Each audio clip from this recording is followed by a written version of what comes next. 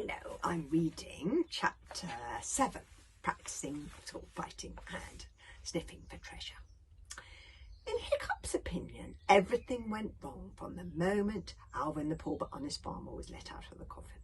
It wasn't Alvin's fault, of course. He was a most entertaining and enjoyable companion. He made the women blush by praising their muscles and their fat yellow plaits. He made the men laugh with hilarious jokes and impressions of Mogadon the meathead.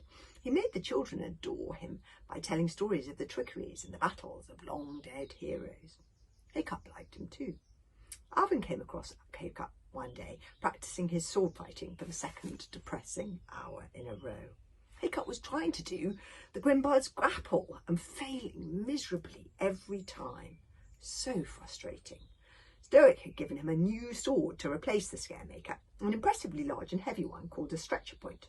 Got a lot of length to it, my boy, Stoic had said. It'll make up for your slight shortness of arm, give you a better reach. But Hiccup had difficulty keeping it steady, and when he got to the lunge, at the end he tended to fall over. He had just got up and wearily picked up the stretcher point for another go, when Alvin the poor but honest farmer suddenly appeared right behind him and said, "Hiccup, isn't it?" Hiccup was so startled he nearly fell over again. He hadn't realised he was being watched. "You're the heir to Cirque the Vast, aren't you?" smiled Alvin. Hiccup sighed. "Well, I hope so," he said. "That's the general idea anyway. But unless I get better at this sword fighting, I'm never going to be anybody's heir. I'm hopeless at it." "Oh, no, said Alvin reassuringly. "You've got natural ability, I can see that. You just need a little coaching, that's all. Let me show you." Alvin carefully put his helmet by the side of the ferns for safekeeping. Hiccup watched fascinated as Alvin untwisted the claw attached to his right arm, and in its place he fixed a sword holder mechanism. Alvin then drew his sword and showed Hiccup how he could fit it into the mechanism. That's very clever. He twisted it tight so it wouldn't fall off. "A clever little contraption that I just designed myself," said Alvin. "I think I fight it even better now than I did before the accident." He twirled his moustache and demonstrated the grapple himself. "You see," said Alvin, "the weight should be kept on the left foot." Hiccup followed him carefully and fell over again. "Bravo!" clapped Alvin to Hiccup's surprise. "But I fell over again," said Hiccup. "But with such style," said Alvin. "You can't teach that. That's in the blood." Alvin replaced the sword with a claw and picked up his helmet. He made a grimace as he put it back on his head. He took it off again and peered inside. "There seems to be some sort of mud in here. Some sort of very smelly mud." "It's all over your hair, I'm afraid, sir," said Hiccup. Alvin looked horrified. He was very particular about his personal appearance. He hurried away to wash it off. Toothless, this is Alvin looking at all the muddy stuff in the bottom of his helmet. Toothless, who'd been hunting rats through the ferns, came and perched on Hiccup's shoulder. He had the giggles. Eventually, when he got his breath back, he choked out, "Pooed in his helmet." "Toothless!" scolded Hiccup. "That's really revolting and unkind. Why should you poo in Alvin's helmet?" "He's a bad man," replied Toothless. "That's Toothless doing a poo in Alvin's helmet." "Who? Alvin the poor but honest farmer?" asked Hiccup in surprise. "Don't be so prejudiced, Toothless. Just because he's not from round these parts doesn't make him a bad man." "Suit yourself," thracked Toothless, checking at his wings for dragonflies. Toothless thinks he's an outcast," Hiccup started nervously. Outcasts were Vikings who were so vicious, so terrible and sneaking and burglarious that they had been cast out of regular Viking society and had formed an extraordinarily ferocious tribe of their own. It was even rumoured that some outcasts ate their enemies. "Oh, come on," protested Hiccup. "He doesn't look anything like an outcast." Have you ever seen one?" said Toothless. Well, no, admitted Hiccup, but neither of you, and you haven't a shred of evidence. Let's go and get some lunch and forget this rubbish. That conversation sowed a little seed of doubt in Hiccup's mind.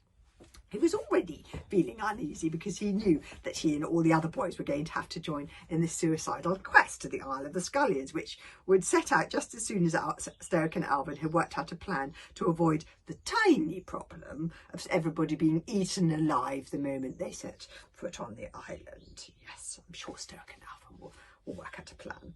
And he knew that he, Hiccup, as the heir to the Hairy Hooligans, was supposed to be the one to find the treasure. So when he wasn't doing his sword fighting or being shouted at by Gobber on the training programme, he was bustling Toothless out of the door to practice sniffing for treasure. The first morning was typical. Fishleg turned up with his dragon hurricane, and they stood there watching in polite astonishment as Hiccup went through the elaborate game of getting Toothless out of the front door. Firstly, Hiccup went through the house shouting Toothless's name. Toothless! Toothless! No answer. Next, Hiccup stole a mackerel from the larder. Oh, Toothless! He sang craftily, waving the fishy stench around a bit to get Toothless's interest. I've got a lovely piece of mackerel for you. A very muffled but thoughtful voice replied. Toothless sick. Toothless can't come out because he's very, very sick. Then you won't want this mackerel then, sang Hiccup. Another pause. Mackerel good for the sick. Have mackerel, but no go out. Hiccup had worked out where the voice was coming from. He peered up the chimney and there was Toothless hanging upside down in a cloud of smoke. No, Toothless, said Hiccup in his firmest voice. You have the mackerel, you have to go out. That's the deal, and you have to promise. Okay then, said Toothless, flapping out the chimney. Toothless promises. Hiccup held out the mackerel. With a shriek of, Toothless crossed his claws! Toothless grabbed the fish, pushed Hiccup heavily in the chest, and disappeared at high speed into the other room, leaving Hiccup to topple over into the fireplace in a cloud of ash. It didn't take Hiccup long to find him again. A pale, telltale drift of bluey-grey smoke was coiling out from the end of Stoic's bed. Hiccup tiptoed up and dragged Toothless out from under the bedclothes. With a squall of outrage, Toothless grabbed hold of one of the bed knobs in his powerful jaws. Hiccup got him by the tail and pulled. Come on, Toothless, said Hiccup. Time for sniffing practice. He tickled Toothless under one wing. Toothless wriggled a bit, going red in the face, and Hiccup tickled him under the other. Toothless let go, giggling, and there was a short kerfuffle in which Toothless bit Hiccup several times before Hiccup finally got him under control, tucking him under one arm and holding his mouth shut with the other. Now, said Hiccup, you know we have to practice the sniffing, Toothless. You want us to find the treasure, don't you? Not fireworm or us to find the treasure, not fireworm or sea slug. You want us to show everybody what amazing sniffers Toothless daydreams really are, don't you? Toothless nodded, still with Hiccup holding his mouth shut. Well then, said Hiccup, we have to practice. Promise you won't bite me anymore, and there's no claw crossing. As soon as Hiccup had removed his fingers, Toothless went all limp and floppy. Toothless so weak, can't sniff when Toothless is so weak, he said pathetically. Right, said Hiccup, you can leave the other half of the mackerel if you behave from now on. Okay, you can have it. Okay then, grumbled Toothless, shaking his wings. Toothless daydreams, such good sniffers. They don't really have to practice, but okay. Hiccup and Fishlegs scraped the disgusting mess of the rest of the mackerel from the bottom of Stoic's bed. Oh dear, Stoic not going to be pleased. And fed it to Toothless, as well as a small haddock pie and 3 or 4 oysters. You won't be able to fly at this rate, said Fishlegs, unable to believe how much Toothless could eat. They set off into the hills and bogs of Burke, Toothless whining the whole way. Carry me, oh my wings ache, oh, are we nearly there yet? always treeless and boggy, heather blown and fern filled, and of course it was practically always raining, anything from a light persistent drizzle to a drenching downpour. There are 28 words that mean rain in the hooligan language. But if you like your landscapes bleak and dramatic, Berk was attractive in its own way. And this was now spoiled by the great muddy holes the hooligans were now digging everywhere, ever since they had become obsessed with hunting for treasure. What with avoiding the holes and wading through waist-high gorse and bracken, it took the boys an hour or so even to get up into the hills to practice. And by the time they got there, Horrocks had fallen into such a deep sleep on Fishley's shoulder it was impossible to wake her. Hiccup brought out an old gold bracelet of his mother's for Toothless to sniff.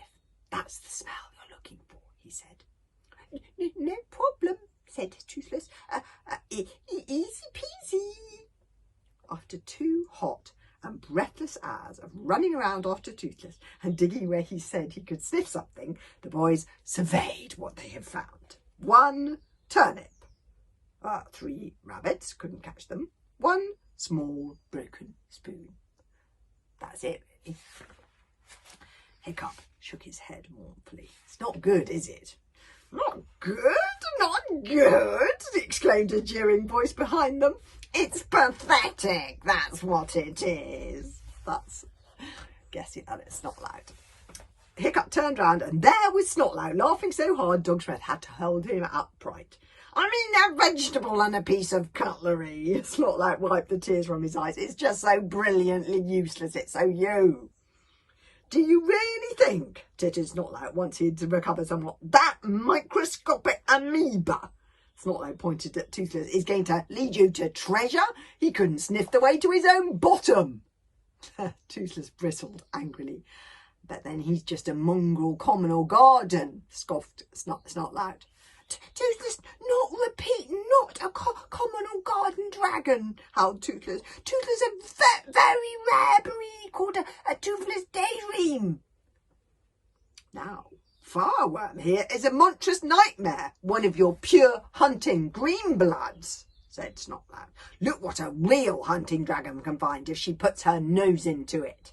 Snotlout reached into a bag slung round his waist and drew out a large silver plate, a dagger with ancient runes winding around the handle, and a couple of pretty bead necklaces. "And that's only 1 afternoon's work," said Snotlout. Fireworm purred with pleasure. She shrugged her beautiful, shining, blood-red shoulders.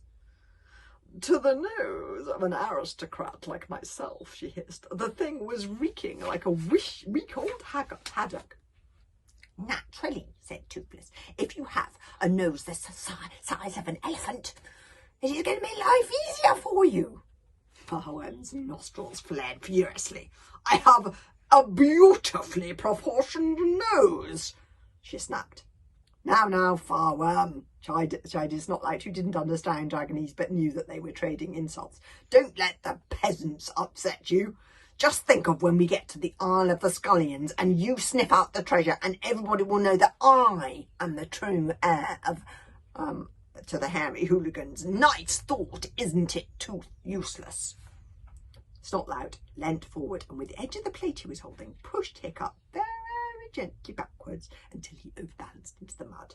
"Ha ha ha ha ha!" snorted Snotlout and Dog's breath, and they sauntered off. It was very depressing. All in all, ever since Alvin arrived, Hiccup had been walking around with a sick feeling in his stomach and a prickle of fear crawling spiderishly down the back of his neck.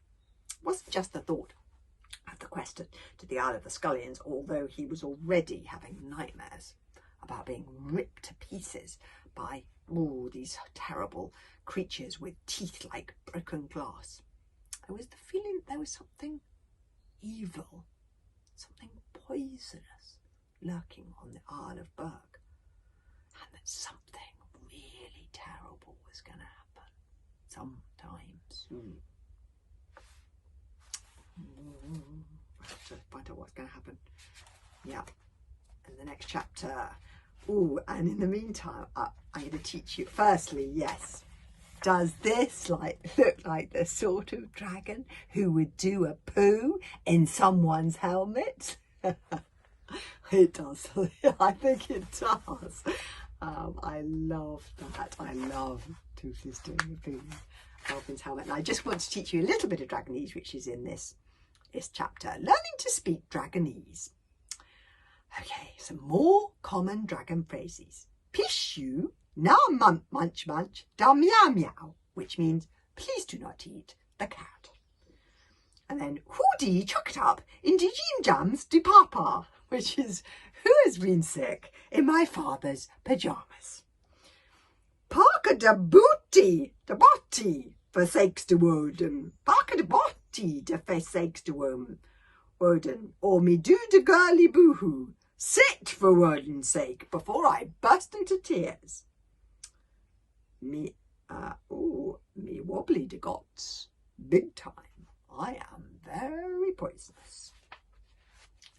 So we'll have to find out chapter 8 tomorrow. Meanwhile, in a cavern deep, deep.